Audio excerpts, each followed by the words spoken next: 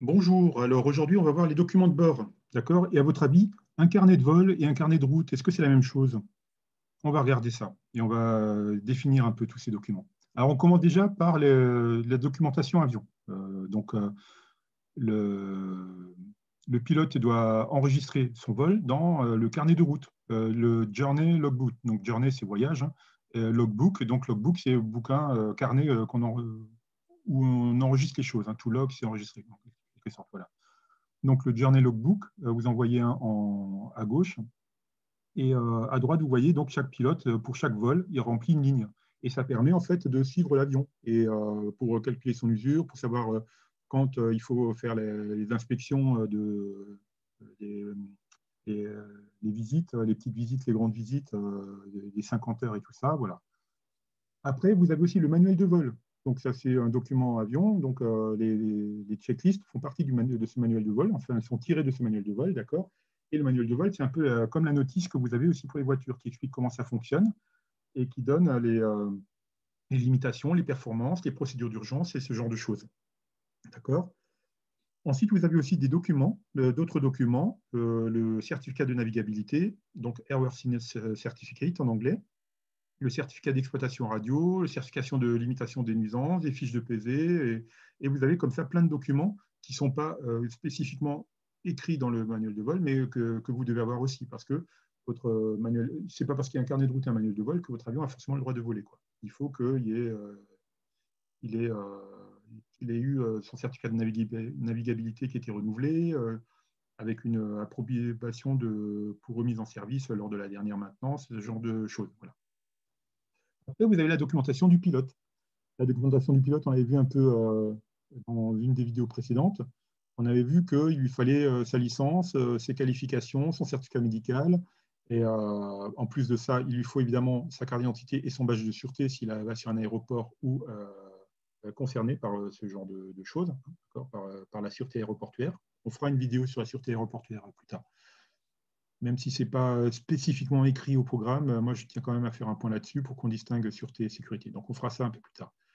Et enfin, donc, il y a le carnet de vol. Donc, le carnet de vol, c'est, vous le voyez en bas à gauche, le carnet de vol, c'est là où le pilote enregistre chacun de ses vols. Alors, les pilotes de ligne, ils l'enregistrent souvent de manière électronique, d'accord, dans une feuille Excel, dans une sorte de feuille Excel, mais donc, c'est pas comme en voiture, où quand vous faites un tour en voiture, vous remplissez rien du tout, d'accord. Et là, pour le suivi de compétences du pilote, pour savoir s'il a 200 heures de vol, s'il a 1000 heures de vol, voilà, chacun de ses vols est rempli et noté dans un carnet qui lui est propre. Voilà. Donc vous avez l'avion a son carnet, c'est le carnet de route. Le pilote a son carnet, c'est le carnet de vol. Voilà. Et ça permet aussi de collecter un peu les souvenirs. Par exemple, quand le pilote il va sur un aéroport un peu rare, il prend le tampon de cet aéroport dans son carnet de vol et ça lui fait un souvenir. Voilà.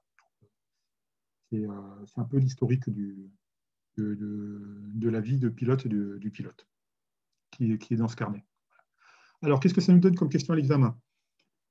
Les limitations concernant les vitesses d'utilisation d'un aéronef se trouvent dans le manuel de vol, dans le manuel d'entretien, sur le carnet de route, sur la fiche de pesée. C'est évidemment dans le manuel de vol, d'accord?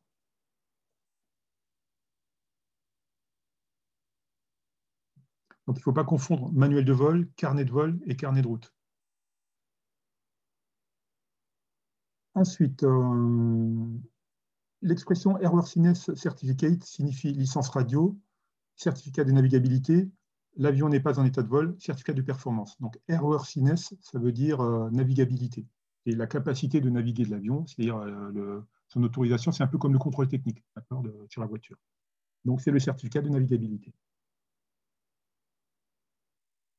Enfin, à l'issue d'une opération d'entretien effectuée en vue de la remise en service d'un avion, la mention répond aux conditions de navigabilité datée et signée sera portée sur le carnet de route. La mention V pour valide datée et signée sera portée sur le certificat de navigabilité. Aucune mention particulière ne sera portée sur le carnet de route si cette opération est prévue dans le programme d'entretien. La mention explicite APRS, approbation pour remise en service, datée et signée, sera portée sur le carnet de route. Donc là, c'est une question un peu difficile, une question de CAEA, mais elle était tombée en BIA il y a quelques années.